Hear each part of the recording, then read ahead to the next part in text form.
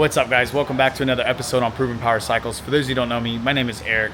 We got Lewis and Daryl over here.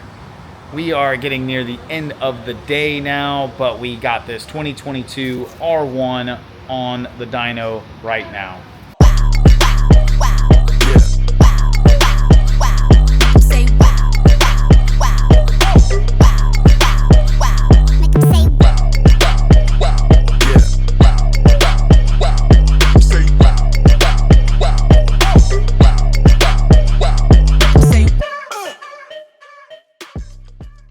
So currently the bike has a Leo Vents slip-on exhaust system that still retains the catalytic converter and a stock air filter, stock chain and sprocket. What he's in for is a SC Project 3/4 slip-on, and it is the SC1-R exhaust system. It's a little bit different. Most people prefer the SC Project where they have the very little packing, big openings. This one's a little bit more street friendly. It's a little quieter exhaust system. It's something a little different. The other thing that we're gonna be installing is the K&N race filter. So he's gonna have a K&N air filter on the bike, and it's pretty stout filter all in all. For these R1s, it's actually covers a lot of surface area. We got it in the front. And just to show you guys, here is his current setup. So what we're getting ready to do right now is we're getting ready to baseline the bike with this current slip-on system and, again, a stock air filter. So when this is all said and done and we install the rest of the new stuff, the new air filter, the new slip-on system, that is a cat delete. Once we install all of that, we're gonna re-baseline the bike, and then we're gonna go through the full tuning process so that you guys can see it from start to finish. So another thing, guys, we're not gonna be able to get the air-fuel ratio on this particular pass because A, it's got no wideband bung, and B, the sniffer, the copper tubing that needs to go in there, it can't go in there because of these little grates now that they put on these newer exhaust systems. Some of these new exhaust systems have this as like a baffle system. So we can't get our sniffer in there, and unfortunately, there is no wideband bung to put our sensor in here to get a reading. So for this baseline, we're not gonna be able to get the air-fuel ratio. When we install all the new components, then we'll be able to get you guys a new baseline with the air-fuel ratio on that new baseline, okay? All right, well, this thing's getting warmed up. Let's go ahead and do some runs.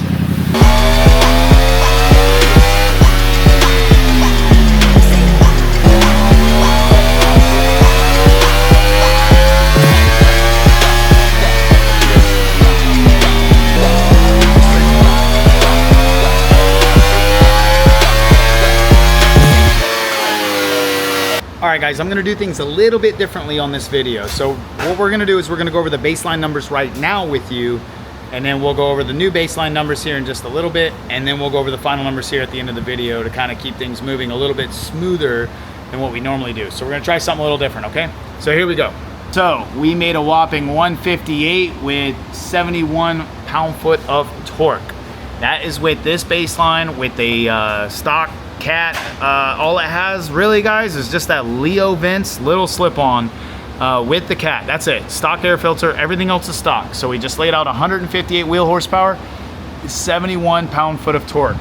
So next, we're gonna go ahead and do the air filter swap. Now remember, when we do these air filters, there is a restrictor plate basically in that stock air box with the stock air filter. It's kind of all built in together. So when we remove that, we're gonna have the Sprint, or the K&N filter, sorry, we're gonna put the K&N filter in place of all of that. So that's a big mod that you guys can do. Some of these guys that are coming through here with the R1s, all you're doing is the cat delete with the slip-on system.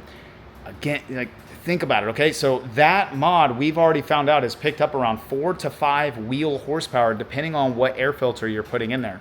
We normally end around 177 with 178 wheel horsepower. On my dyno, on this dyno, they all read differently. So again, guys, like, everyone's comparing numbers out there. Just remember, every dyno reads a little differently, okay? On this dyno, tuned with just the slip-on pipe with the cat delete, they normally make around 177 to 178 wheel horsepower. When you do the air filter, we usually pick up 4 wheel horsepower, 4 to 5 wheel horsepower on average. So keep that in your minds when you're coming to the dyno. Normally I don't really suggest the air filter. Like to a lot of people, I'm like, you pick up 1 to 2 horsepower versus normal air filters. In this case, you're picking up a lot more than that due to that restrictor plate by itself. So keep that in your minds, guys, for those of you who are calling us in the future, or even if you're going somewhere else to get dyno tuned. Good knowledge to have, okay? Trust me on this. Do the air filter. But needless to say, we're gonna re-dyno the bike here in just a little bit. Once we swap all these components out, we're gonna show you guys the installation. We're gonna show you about the exhaust servo on these. They're a little bit of a pain in the butt. So we'll show you guys that, and we'll keep it moving. So let's see what it lays out. Put your guesses down below actually right now. Tell me what you think it's gonna re-dyno at with the new baseline, deleting the cat and putting in that new air filter. Tell me what you think the new baseline is gonna be. Let's keep going. I'm excited. We're gonna let it cool down and we'll start the installation process. All right, guys. So we have the stock exhaust system off here, and we have the SC Project, the SC1-R exhaust system in the box right there. So what Daryl has done is he's gotten everything thrown on the scale here. This is the Leo vent slip-on and the OEM cats. We are at 19.1 pounds. Let's see, yeah, 19 pounds, 1 ounce, all right? That's stable, all right, and that's everything. That's the servo motor, cables, cat, muffler, etc. So that was everything that was on the bike. So now Daryl did account for this. Yeah, we did account for this. We tarred it out with the bubble wrap, okay? For those of you purists out there. So the SC1-R exhaust system weighs in at 5 pounds and 6 ounces. Freaking a quarter of the weight. And we have, so that's the other thing I wanted to talk about. This has a large muffler, so it's not gonna be that extremely loud typical SC Project exhaust system gives you. The ones that are most common around here are the ones with very little packing. They're more cylinder, well, they do have a longer style, but for the most part, the ones that we see are like the CTRs, things like that, the ones that have very little packing. They're super loud. So this is gonna quiet the system down substantially compared to those other style SC Project exhaust systems. I'm really interested in seeing what kind of power numbers this makes. Still has a very large opening in diameter. I would say still about a, well, oh, this is the silencer in there. So it does have a silencer. We're gonna yank that out. Oh yeah, big opening. So this is still looks like a 2 3/4 so opening. Still a very large opening, and we'll take that silencer out before we actually dyno it. But this thing, it should make some power. It should definitely make some power. Stay tuned, guys. We're gonna get this exhaust system on the bike and get this thing back on the dyno here very soon. Very soon.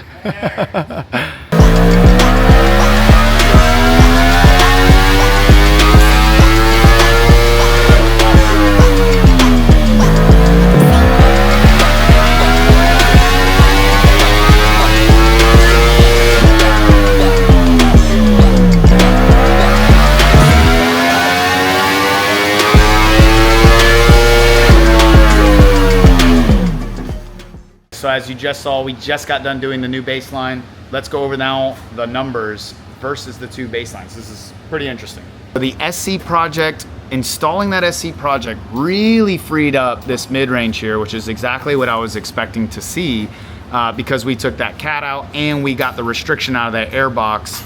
And we did a little bit more modification to the airbox as well to kind of give it a little bit more volume. So this I was expecting to see definitely. The top end, very similar power numbers, but this low end to mid-range grunt definitely helped out. Even though the bike's running lean, it's still gonna have a little bit of a delay with this little swoop here. So you have a little, it's going rich, and then we have a lean, and then it kind of comes back right here. So between, I would say, I don't know, maybe 4,000 even, if we go a little lower, all the way up to this 8,000, you're gonna have a weird kind of power band. Even though you picked up power, it's still gonna feel a little off. It's still not done completely. So I should expect to pick up a little bit more in this range once we get this rectified, amongst some other things. We should pick up a little bit more power here, and then we'll see obviously the big gains up top and all that jazz. So. And then we have a little bit of a rich mixture up top. So all in all, nice and safe AFR. It's really not that bad. So let's make some power now. Oh, real quick, we'll do the actual baseline was 159 wheel. The new SC1-R with the K&N filter, we're at 161 with 73 pound-foot of torque versus the 71 peak versus peak. So let me go ahead. I just got a flash into the bike. Let me go ahead and rerun it, and let's see what she lays out.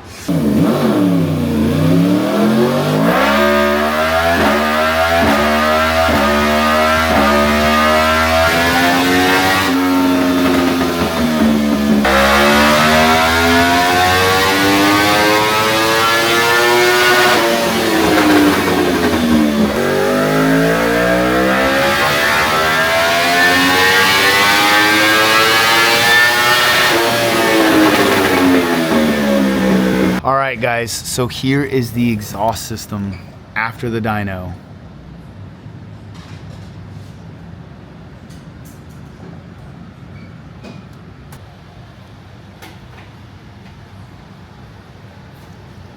We got that R1 all wrapped up, and man, it did pretty good. I'm really happy. I'm starting to see what these new ones are really starting to produce and the consistency of them based on the exhaust systems that we're installing. So starting to see the pattern on all these, and they're being pretty consistent. But let's go over the numbers. The bike sounds incredible.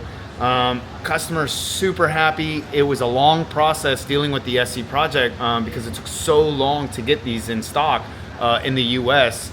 SC is based out in Europe, and it just took a long time to get them over here. You know, again, the production has been difficult, but anyway, it was a good process, and I'm really glad that the client went ahead and stuck with it, because I think the results kind of speak for themselves.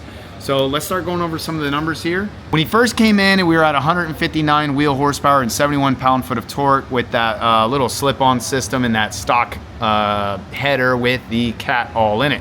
Now here's that restriction that the R1s have. It's clear as day now. It really pulls the throttle out up top. We could not get an air-fuel ratio like we were talking about because the little grate that's on the end of that exhaust system. Basically, we cannot get a sniffer in there, and they also did not have a wideband bung.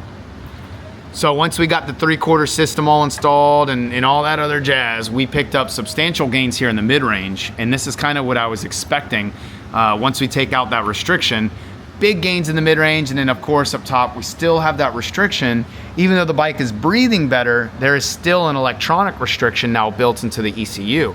So with that, it laid out 161 wheel horsepower and 73 pound-foot of torque. So still kind of slacking. Now back in the day, these would have been pretty decent numbers for an R1, but that's also years ago. And let's go ahead. Oh, actually, and we'll cover the AFRs real quick for you guys. I know some of you guys like like going over this.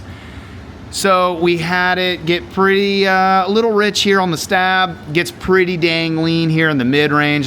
That's actually leaner than I would really like it to be, 14.4. But then as we kind of go up into the upper RPM range, we actually get a pretty good AFR.